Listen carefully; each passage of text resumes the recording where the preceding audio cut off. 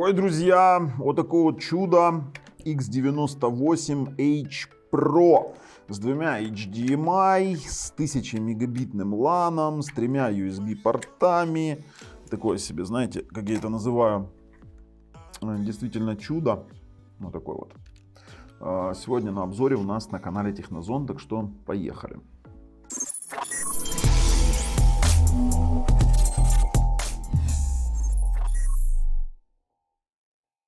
Но для начала, перед тем, как мы перейдем на AliExpress, хочу вам показать его действительно богатые интерфейсы. Это HDMI in, HDMI out. И знаете, там, тех, кто задумался, что здесь можно что-то записывать при подключении внешнего устройства, нифига. Работает это, я вам покажу в самом видео, как это работает. Есть оптический выход, есть у нас тут кнопка переключения HDMI, тоже такой загадочный вариант. Ethernet на 1000 мегабит, я был очень удивлен. Есть у нас тут AV выход для старых телевизоров, есть USB 3 штучки 2.0 и разъем для TF-карт, спереди часики. Ну, короче, вообще, сейчас вот мы на Алиэкспрессе, заплатила за него 39 баксов, ссылка на проверенного продавца лежит в описании под видео. Ну и, конечно же, подписывайтесь на наш канал, нажимайте колокольчик, вот нажимайте прямо сейчас вот здесь вот колокольчик. А вообще, где здесь подписаться? Давайте, если не подписались, то, ну, как бы не вижу смысла снимать дальше эти ролики. Смотрите, 39 баксов, они тут сразу пишут VP9 профиль 2 декодер, все классно. Но этот ТВ-бокс у меня попал в топ устройств, которые покупать нельзя в 2023 году. И я здесь вам сейчас объясню саму суть. Дело в том, что за 39 баксов можно купить нечто поинтереснее на M-Logic. И вот почему. Они здесь красиво пишут про 4К, про Wi-Fi 6. Ну, в обзоре увидите этот Wi-Fi. Про Allwinner A618, и разница его между старым Allwinner A616 практически никакая, кроме поддержки этого самого Bluetooth 5 и Wi-Fi 6 и, грубо говоря, библиотек для Android 12. Поддержка 265 кодека я, конечно же, подтверждаю, тут он работает. HDR10+, как они заявляются, ну, работает, да работает, это хорошо. Android 12 есть, что не самая лучшая фишка для этого, скажем так, ТВ-бокса. Wi-Fi 6 я пока что молчу, посмотрите сами. AirPlay не подтверждаю, работает только Miracast. И тут вот они открывают интригу дня, как работает HD input. То есть вы вставили сюда какое-то устройство, и оно просто в режиме проброса по кнопке, которую надо нажимать на корпусе, либо на штатном пульте.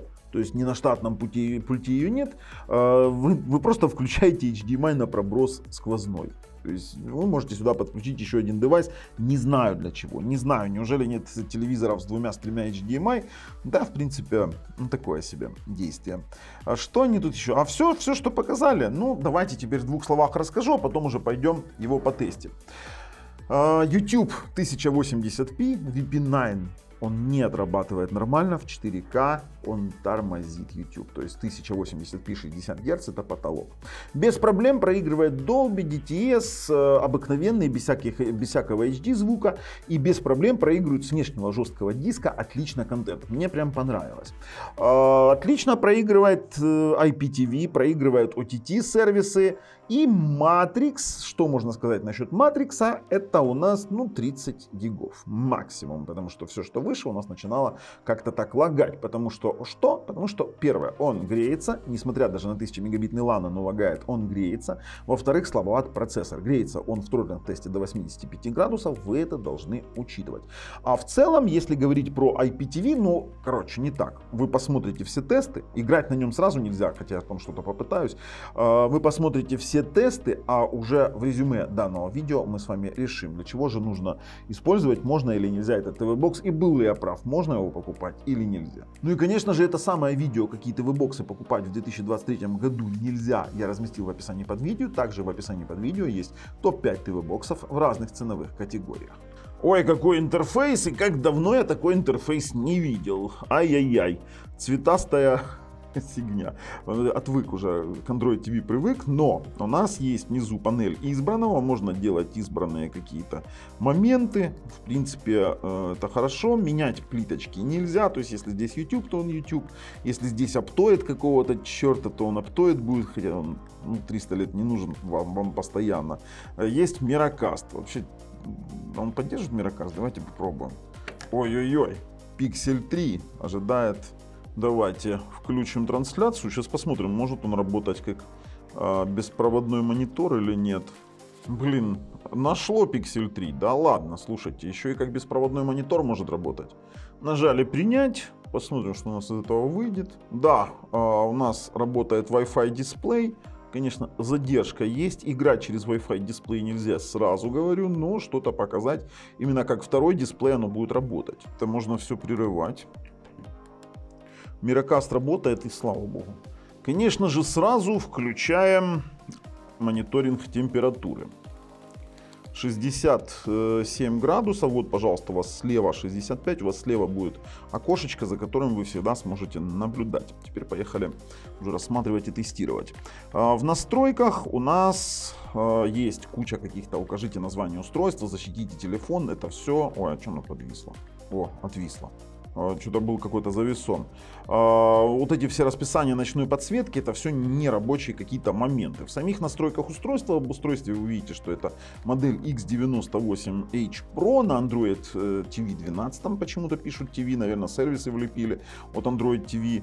Есть у нас, видите, настройка по входам. Это HDMI цик, очень элементарный, ничего здесь такого интересного нет. Он просто работает на включение-выключение.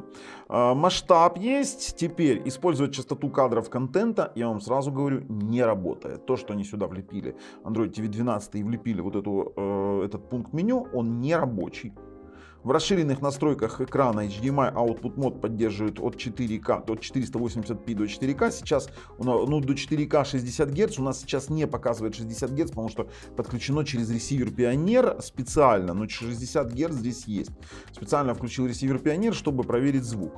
Есть проценты... Есть растягивание экрана. Варианты вывода на PAL и NTSC, здесь есть старый аудио-видео выход, есть у нас TV HDR мотов в автоматическом режиме. Слушайте, больше здесь ничего нет. Выбор формата. Это что у нас, музыка что ли? А, нет, здесь мы можем HDR10 и HLG. Отключить HDR10, если он нам, например, не нужен. Аудио выход через HDMI и включим pass-through, потому что декодеров здесь, само собой, нет. Ну, давайте включим расширенные форматы звука, пускай все будут. Из хранилища мы видим, что тут доступно 32 SSD, я подключил на 128, больше здесь ничего интересного у нас нет.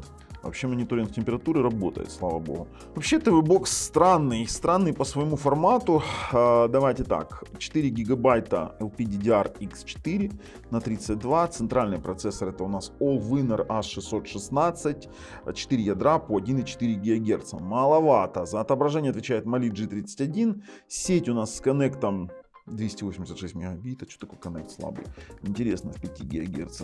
В целом прямо чувствуется вот эта слабость процессора. Доступ к температуре есть, проверяем. Так, CPU у нас даже выше. Знаете, в чем вопрос? У нас неправильно он показывает... А что он показывает? Он DDR Thermal Zone показывает. Или вообще... Вот. Ой, блин. Ну ладно, будем ориентироваться, что... Датчики у нас чуть-чуть привирают вниз, то есть у нас вот эта штука будет показывать заниженную температуру. Но по-другому мы ничего не можем. Из кодеков у нас тут нет ничего примечательного, в том числе AV1 кодека тоже нет. Есть VP 9.2, но есть что есть. По поводу второго HDMI входа, ребята, это просто... Хит, это знаете что? Это просто после приставки, это позволяет штука включить еще одну приставку. Она просто работает в режиме проброса. При этом это возможно сделать либо по кнопке сзади. Смотрите, я сейчас нажму кнопку сзади. Оно у нас сделается вот таким вот образом. Вау! Какая-то фигня. И у нас показывает вот все экраны. Просто вы сейчас видите рекордер. Оно с компьютера показывает изображение. Отключить это все дело, нажать на кнопку сзади. Либо вам нужно будет использовать пульт телевизора. Ой, пульт это приставки. То есть, либо брать какой-то пульт с программируемыми кнопками. Хотя зачем этот режим нужен? Ну что она, пробрасывать. Чтобы после этой приставки подключать еще что-то. Это как встроенный хаб, не более. Записывать с этой штуки однозначно нельзя. AnTuTu тест она закончить так и не смогла, поэтому мы переходим сразу к тестированию сетевых возможностей. И пробуем, тестируем 5 ГГц, начинаем тестировать сетевые возможности, потом тротлинг-тест. Мне уже не нравится, есть мелкие пролагивания. Так, 5 ГГц слабоват, 130 мегабит. Его единственное оправдывает цена, я не знаю, но для меня в любом случае за такую цену брать что-то я лучше возьму там Xiaomi TV Stick или Vontar X3, но за вот это вот X98H платить 133 на 122 у нас показывает 5 ГГц, это очень слабый показатель. Вернее, не очень слабый, это просто такой чуть-чуть ниже среднего. Вот так вот. Минимальный это у нас до 100 мегабит, 100 мегабит от 100 до 200 это средний показатель. А выше 200 это уже нормальные показатели. К 400 есть такие приставки, это уже топ показатели. Переключились на 2.4. На 2.4 у нас показывает 26 на 21. Вообще такое, знаете, тоже ниже среднего. Выше среднего это начальные показатели до 30 мегабит. А ну давайте еще разочек. От 30 до 50 это средний результат. Свыше 50 для 2.4 ГГц это нормальный результат. Да, здесь слабоват Wi-Fi, слабоват. Ну, что ж ты сделаешь? А ну давай, 30-ку натяни, среднячок. Даже натягивать ничего не буду. Это вот не то совсем. Ну нет, сейчас LAN J45 попробуем. Здесь должен быть 100 мегабитный порт. 3 USB. 3 USB. Для чего их сделали 3 USB? Ну вот я сейчас подключил один SSD, мышку. Так, устройство подключено к Ethernet. Стартуем. И здесь 1000 мегабитный порт. Да ладно, ну как так-то? Вот поставьте сюда TimeLogic. Вот TimeLogic TDR4. 3 порта. Я не знаю, нормальный формат. Ну... 819 на 700 мегабит. 71 градус. Кстати, температура тоже высоковата, 72. То есть, ну, у Winner 616. Не доделали они охлаждение, вот как-то не дотянули. Давайте пробуем тротлинг-тест и потом уже на мультимедийку пойдем. А вот в тротлинг-тесте мы можем посмотреть реальную температуру, потому что мы сейчас конфигурируем термальные сенсоры. У нас здесь 3 зоны. Третья зона, первая это драм, вторая зона это у нас будет CPU, третья зона GPU и четвертая, по-моему, короче. Мы сейчас увидим. По максимальной будем ориентироваться. Кстати, он уже показывает, что максимальная была 78 градусов. Это многовато. Ждем.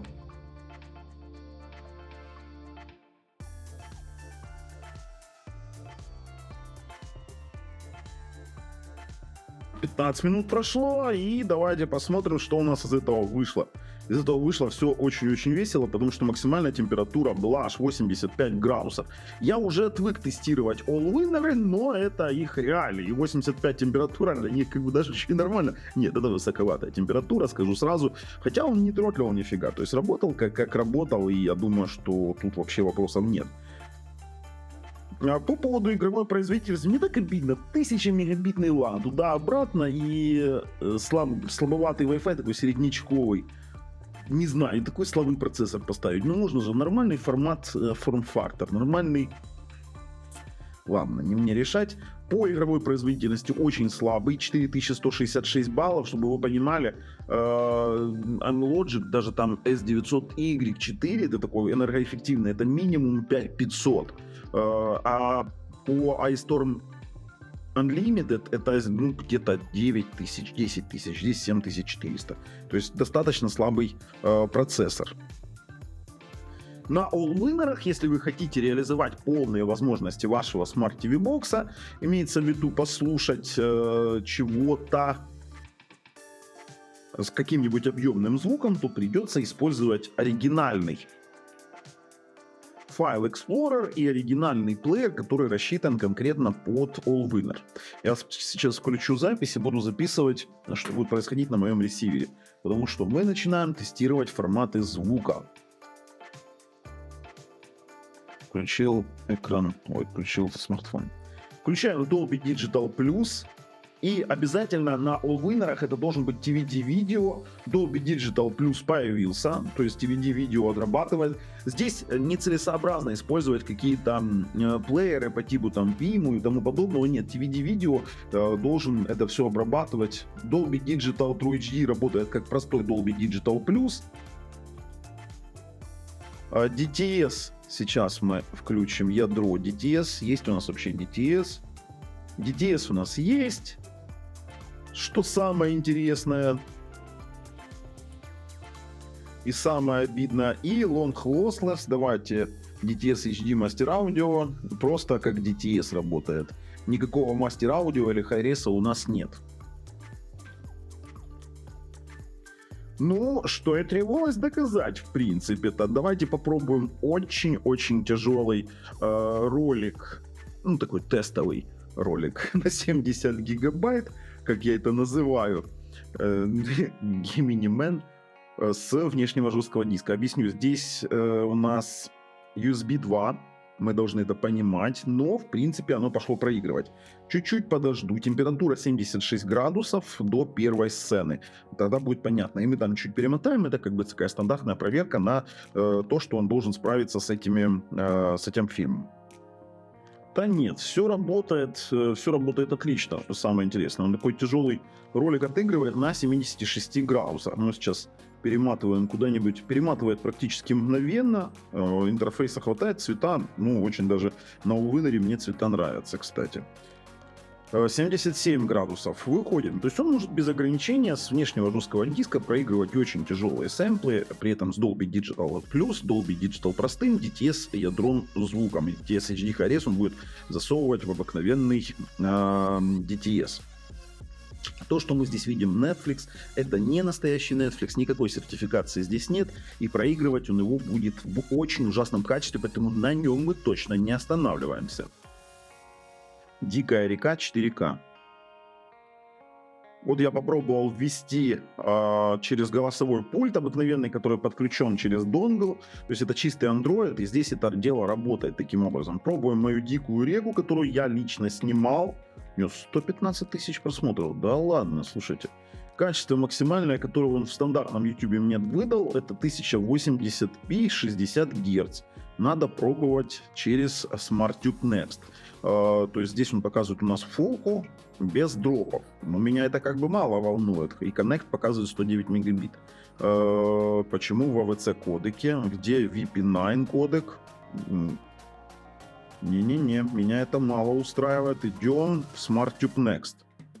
Дикая река 4К. Дикая река 4К. А вот в стороннем приложении типа SmartTube Next у нас голосовой вот не заработал. Давайте поиск. Нажимаем поиск, переходим. Дикая река 4К. А не заработал. Заработал, хорошо. Во, есть наша Дикая река 4К. Самый лучший ролик для проверки возможностей ТВ-бокса. И здесь он, блин, чего-то подвис. А чего он подвис? Сейчас пробуем. 4К 60 FPS он просто не тянет. Я понял. 2К 60 FPS тоже у нас в лагах. 1080p. А ну давай. 1080p пошел.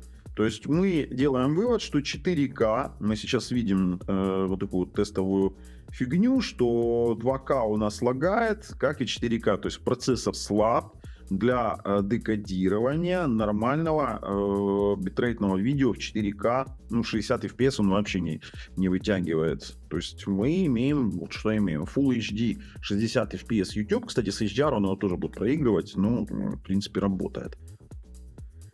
Что касаемо высокобитрейтного IPTV, это Full HD поток. Сейчас мы посмотрим, выставим принудительно Full HD. Full HD потоке он очень спокойно отыгрывает 72 градуса, при этом это, я скажу, для Allwinner это даже не температура, как бы тягает он их нормально. Здесь я не вижу вопросов 73. То есть с IPTV он справляется. То есть, ну, YouTube Full HD, IPTV, 4К фильмы с внешнего носителя без ограничений мы как бы пока что имеем. Что-то поиграть на ней, я не знаю, слишком слабый процессор, но я все равно туда сейчас вталдычу мой геймпад. Сейчас мы туда вставим его. Так, попробуем что-то запустить, типа Асфальта 8. Я, конечно, ну, блин, это вообще ТВ-бокс не для игр, вообще не для игр. Куда его можно использовать? Ну, давайте попробуем. 83 градуса. Яй-яй-яй. 83 градуса было в пике. Сейчас попробуем. Опа, выкинула. Ну, это то, о чем я говорил. Вот это вот неоптимизированная система. О чем мы можем здесь вообще думать, чтобы во что-то поиграть? Ну, это не то. Это совсем не то. Что за загрузка? Сейчас обратно выкинет. Я вам говорю. Повисло. А ну что? Что-то начало. Что-то начало. Тихо. 83 градуса. Ой-ой-ой, как лагает. Вы видели такой слайд-шоу? Ой, не-не-не-не-не, процессор точно не для игр. Ну, 3D Mark я вам уже показывал. И хотя оно хоть как-то едет, но плавно игру эту назвать очень тяжело. 85 градусов. 85. Есть пролагивания явные. Управлять очень тяжело.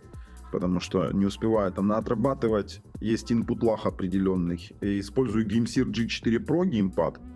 Ну, кстати, в описании под видео есть.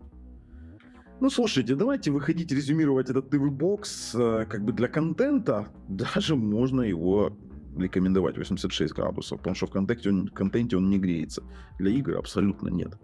Переходим. Ну и в качестве выводов скажу, что если $39, просто если уже вы его купили, то ничего страшного не будет для Full HD YouTube, для, допустим, того же самого IPTV и каких-то фильмов с жесткого диска и плюс небольших раздач, он, конечно же, подойдет. В целом, позиционировать его как мега-вау ТВ-бокс я бы не стал, потому что за $39 вы получаете просто греющуюся коробку с ограничениями по YouTube, с очень-очень посредственным Wi-Fi. И в целом я, конечно же, не могу его рекомендовать к приобретению. И в принципе я склоняюсь к тому, что я был прав в своем видео, какие ТВ-боксы покупать нельзя. Ну а с вами был Бабл на канале Технозон. Пока.